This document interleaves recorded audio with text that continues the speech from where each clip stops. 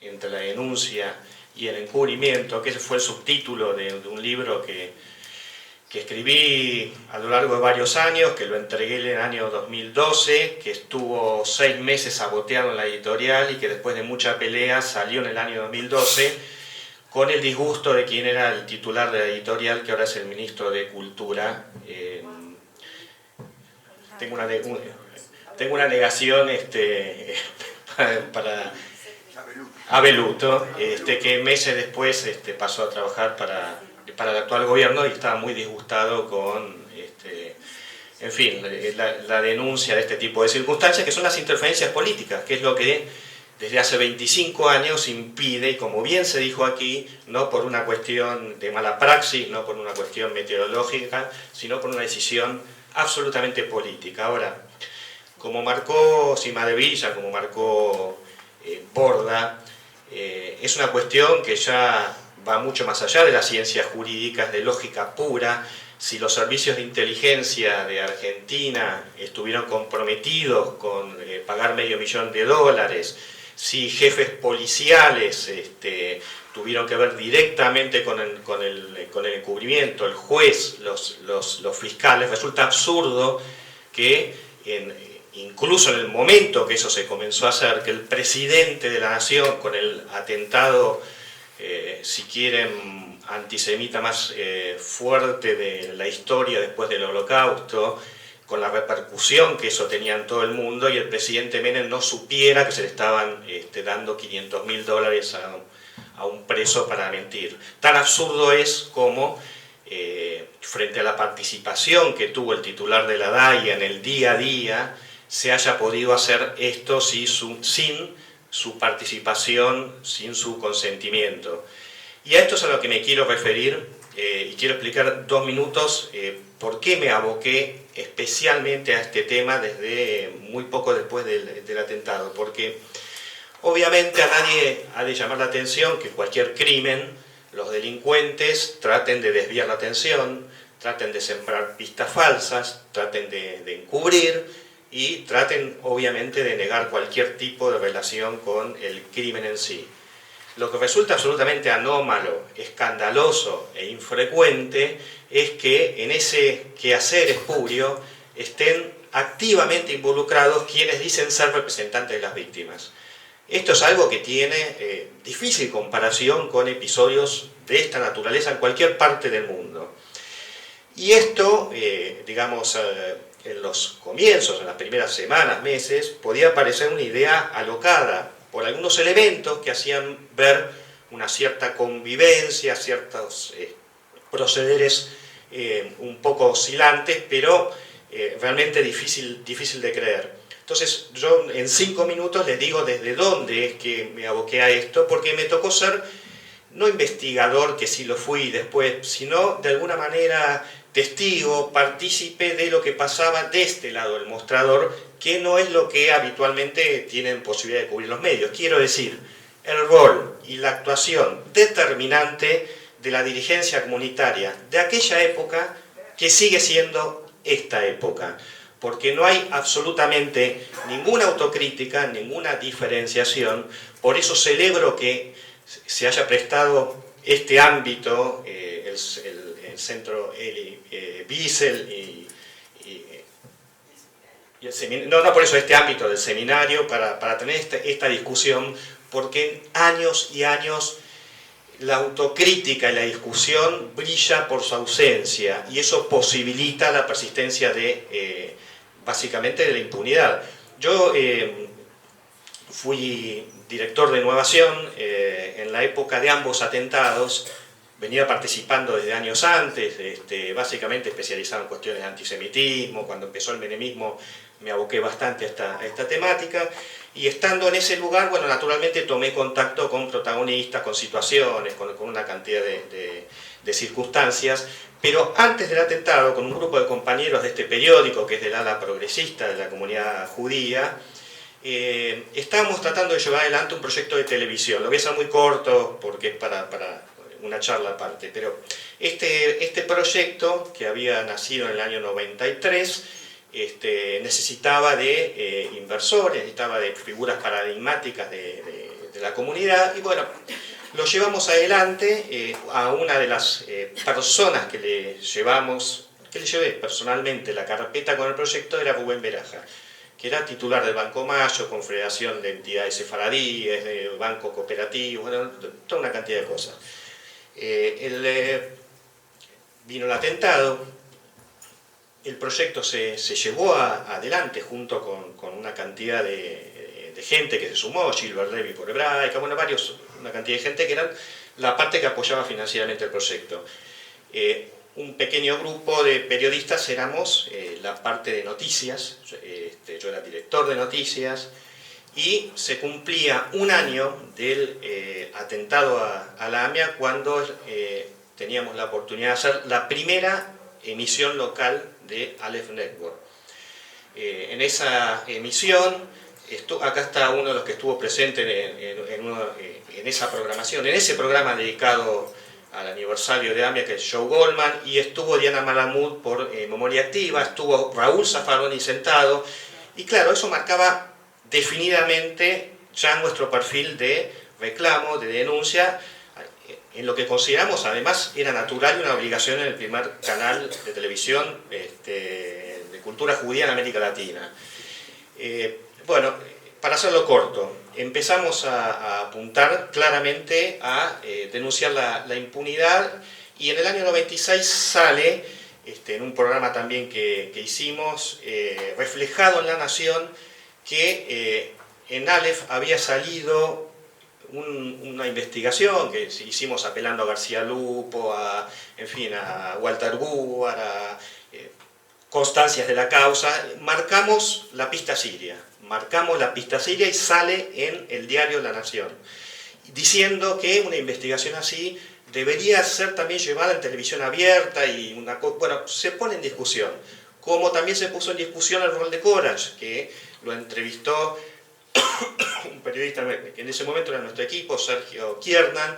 y el hombre no se vio cómodo, salió aceptando que obviamente tiene que existir una pista local, cosa que también fue título. Nosotros estábamos muy contentos porque pensábamos que sin apoyo, que no lo teníamos porque ya estaba todo mal, pero no sabíamos por qué. Bueno, que logramos repercusión, que era algo bueno y que iba a ser bueno para la gente que participaba con nosotros. Les hago la síntesis. Terminamos con incidentes policiales. Mis primeras cartas documentos son del año 95, con un escribano que fue sacado por la policía, se desmanteló el departamento de noticias, nos enteramos de que Courage le había protestado a Beraja por el perfil de lo que era su canal. Bueno, el resultado fue que no se podía ya tratar nada de esta temática, quedamos definitivamente afuera, y acá nace esta cuestión, porque nunca nos dijeron abiertamente, pero no había ninguna duda que era una cuestión de censura. Tuvimos varias experiencias de este tipo, cuando tocamos el tema de cara pintadas, el tema armas, el tema de tráfico de armas, cuestiones que había dando vueltas, que también se mencionaron y que mencionó aquí el doctor Simadevilla. Claramente eso despertaba un malestar y un conflicto que así terminó. Bueno, ahí nace esta cuestión de no entender lo que estaba sucediendo. Unos años después vuelvo a Dirección de Innovación, a la carga nuevamente con bueno, el tema zona liberada policial, papel de fuerza de seguridad, tapa de pista siria donde bueno, recibimos una amenaza de Menem de querellarnos. Empieza el juicio oral en el año 2001, septiembre de 2001, y por una de esas vueltas de la vida en AMIA había sido por un corto lapso electo como secretario general una persona que estaba vinculada a Innovación, que era Noé Davidovich, y de tanto comerle la cabeza de que había que aprovechar la oportunidad para intentar hacer algo contra esta falsa historia oficial y contra el manejo de DAIA de toda esta cuestión, bueno, pude obtener la designación para ser observador, cosa que pude hacer durante unos cuantos meses del juicio a Tejeldín y a los policías bonaerenses. Entonces yo iba a cubrir las audiencias, volvía con lo que pasaba en el día, hasta la hora que fuera, a veces esas audiencias duraban hasta muy altas horas de la noche, y trataba de que eso se refleje en la página de la AMIA. Los grandes medios frecuentemente no cubrían la verdad, no cubrían, por ejemplo, entre muchísimas cosas que, bueno, los que estuvieron en el juicio bien lo saben, desde que hubo un helicóptero que en la madrugada se posó sobre el techo de la AMIA, pero como esto casi se posó, quiero decir, estuvo con los reflectores, hay decenas de testigos de que esa circunstancia se dio, está en la sentencia del TOF 3, es un hecho indubitable que hubo un helicóptero orbitando sobre la AMIA y varias veces en la madrugada que precedió, ya en la madrugada del 18, o sea, a partir de la medianoche del 17 al 18, vecinos asustados, de enfrente, de al lado, de a la vuelta, y yo conozco testigos incluso que también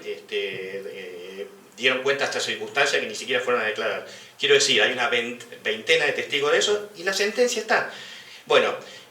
poner estas cosas en la información de la página de AMIA, como tantas otras, implicaba poner en crisis la historia oficial, que las entidades judías no querían bajo ningún punto de vista que esto sucediera. El cometido de la dirigencia y de sus abogados era sostener a como dé lugar la historia oficial de Galeano. Entonces cuando yo simplemente volvía, decía, bueno, la audiencia declaró tal testigo, la noche de helicóptero, o lo que fuera, las pruebas que estaban en cuestión, las posibles nulidades, empezó a haber problemas, empezó a haber presiones, empezó a haber sugerencias, hasta que hubo sabotaje sobre la página web de AMIA. Cosa que yo denuncié internamente, un sumario, nadie se hacía cargo. Entonces, fue ahí que nació bueno, les sintetizo un poco el episodio, así, después de unas semanas, meses de peleas internas, de denunciar lo que estaba pasando, aparece Domnieski, que supuestamente ya había renunciado, pero seguía manejando la querella desde afuera, y organiza un comité de apoyo a la querella, me obligan a asistir a esa reunión, y traen connotados juristas al salón de reuniones de la AMIA, Aldanian, Gil Lavedra, bueno, un par más, inclusive alguno que yo entiendo que fue de buena fe, como Zaffaroni, y Domnieski en el medio, explicando que si se cae Galeano, se cae la causa AMIA, y que hay que hacer comités de apoyos universitarios, de grupos de periodistas, y claro, ¿quién era este muchacho muchacho en aquel momento, frente a semejante marco académico? Bueno, presenté mi renuncia, estuve los meses que pude, con peleas internas, yo no dirigía la palabra, por un lado estaba el doctor Ávila por AMIA, por otra parte estaba la doctora Nercella, que al mismo tiempo de ser abogada de la querella de la DAIA, era abogada también de alguien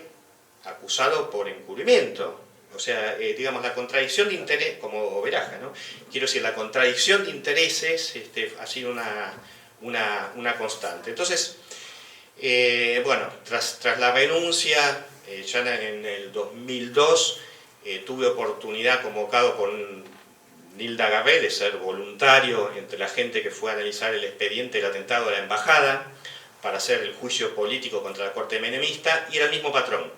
Zona liberada, pistas que no se querían tocar, AMIA y DAIA no queriendo mover a avispero. En este sentido, habrán escuchado hablar de Ariel Garbas, el perito, que él contó que directamente de DAIA le dijeron: con ese tema de la zona liberada no nos podemos meter. Es decir, Policía Federal, es Corach, es negocio de armas, es varias de las cosas que mencionó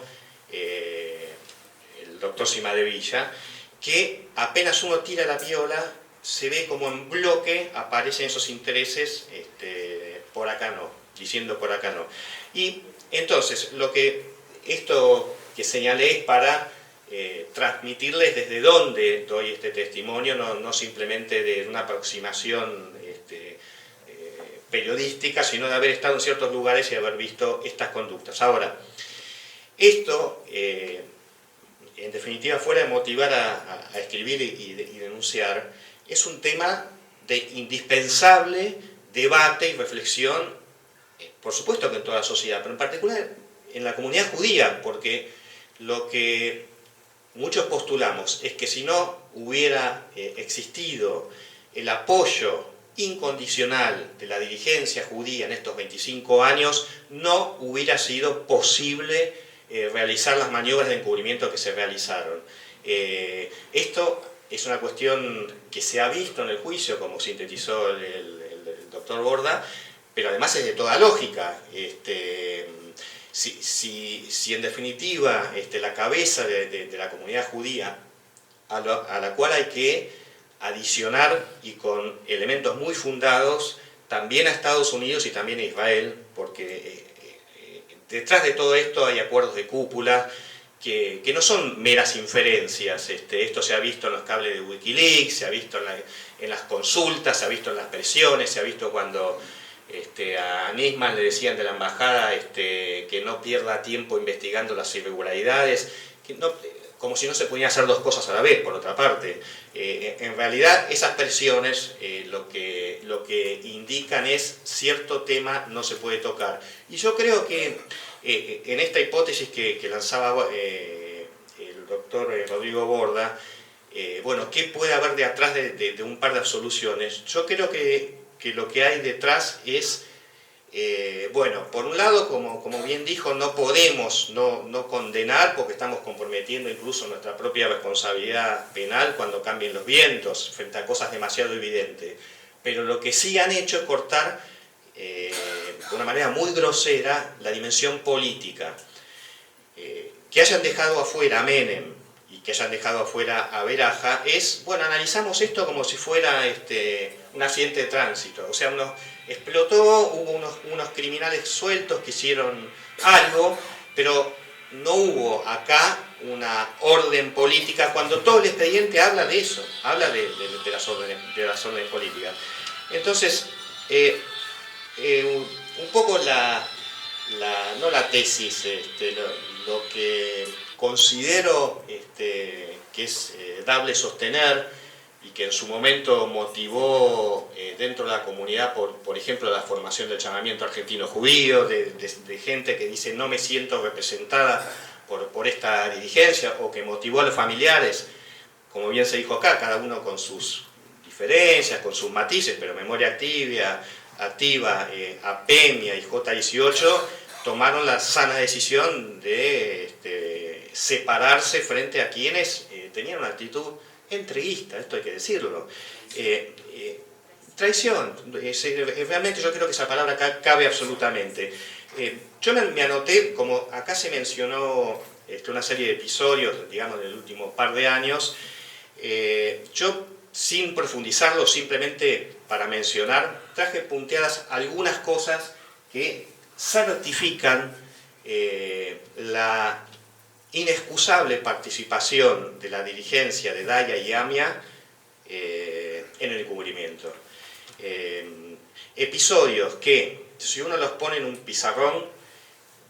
nos muestran que cada vez que en el juicio o mediáticamente, pero particularmente en el juicio, hubo que ponerse del lado de ir a fondo por la verdad, levantar los secretos y denunciar a quien haya que denunciar, o preferir hacer prevalecer los secretos de Estado, bueno, la dirigencia comunitaria estuvo siempre en este segundo lugar. Entonces, si uno va marcando, bueno, acá se discutió esto, acá esto, acá esto, acá esto, acá esto, hay una línea muy, muy nítida. Y esa es la que hoy nos permite afirmar que la dirigencia de Daya y la dirigencia de AMIA carecen de autoridad moral para hablar de la causa AMIA y en nombre de ninguna víctima. Carecen absolutamente, y esto hay que marcarlo en cuanta oportunidad sea posible, por lo menos hasta que no se separen de lo anterior y no hagan una autocrítica. Lejos de eso, como todos ustedes saben, no pierden la oportunidad de defender lo anterior, de seguir defendiendo a los fiscales, a Galeano, a Beraja, y argumentos tan absurdos como el que acá se marcó, que si le pagan... O sea, primero en realidad negaban que hubiera existido el pago. Cuando ya no lo pudieron negar más, dijeron, bueno, fue un pago legal, y cuando ya eso se cayó, bueno, pues fue un pago más o menos, pero para que diga la verdad. Y siguen repitiendo ese tipo de cosas, que es una falta de respeto a la inteligencia. Yo rápidamente, para no extenderme, les menciono el título y de qué se trata. Bin Laden, Neil Dagaré, el brindis con el Fino Palacios, la oposición al secreto de la CIDE, la Daya y la AMIA querellando a Leipzig, en el juicio político a Galeano, los dirigentes de Daya y presidentes de Daya yendo a testimoniar a favor de Galeano, el consentimiento del pago a Tejeldín. Después, cuando se conoció en el programa de la Nata el pago a Tejeldín, en los días previos las gestiones desesperadas de Beraja y la Daya para que eso no se sepa. Bueno, cuando hubo que acusar o defender, y corrieron traslado las querellas de Daya y AMIA, defendiendo a Beraja especialmente, y bueno, al resto haciendo como que, ¿no? Como que acusaban. Y bueno, y los intereses contrapuestos entre dirigir un banco que necesitaba 300 millones de dólares de descuento por una ventanilla, y por la otra ventanilla supuestamente ir a pedir justicia y acusar. O sea, son cosas absolutamente incompatibles. Todo eso lo hemos vivido. Yo tuve a veces cuando uno escribe lo hace por necesidad, pero porque sí, pero cuando tiene la satisfacción, como en el caso del doctor Rodrigo Borda, que es la primera vez que nos vemos personalmente, pero yo seguí las audiencias y que toman como prueba por Memoria Activa y por el Ministerio de Justicia el libro brindando sobre los escombros, y comenta algunos de los episodios que evidencian esto. Bueno, uno tiene la satisfacción de que por lo menos para registro histórico servirá mencionar estos hechos paradigmáticos. Y uno que mencionó en el juicio, que lo viví y me causó tremenda indignación, fue el de la acusación a Bin Laden, que algunos de ustedes se acordarán, pero voy redondeando. En el año 2000 se conoció el tema del pago a Tejeldín. Yo estaba en el juicio oral en una pausa, escucho a los abogados de la AMIA que comentan con mucha preocupación que en el juzgado de Bonadío se estaba ventilando la cuestión del video del pago a Tejeldín, y que esto no favorecía el tema Beraja, bla, bla, bla, bla, bla. En la otra pausa del juicio viene la abogada Nersella, viene de otra dependencia, que obviamente era el juzgado de Galeano, junta a los periodistas que estaban siempre aburridos esperando alguna novedad, ninguno especializado, pero bueno, que les tiren algo, junta a la gente de prensa y dice que por un anónimo en la embajada argentina en Arabia Saudita, Al Qaeda, Bin Laden, habían asumido la responsabilidad del atentado a la... Claro, ahora causa risa, pero hay que pensar que el juicio empezó un par de semanas después del atentado a las Torres Gemelas. Eso fue hecho con absoluta alevosía. Y con esto, los diarios, los medios tuvieron 10 días en tapa, no hablando del pago a Tejeldín, no hablando de la participación del presidente de Daya, sino hablando de Bin Laden. Entonces, digo, no fue casualidad, como bien se dijo acá, pero nosotros también tenemos responsabilidad en no dejar que hablen en nuestro nombre. Así que, bueno, eso es lo que quería decir.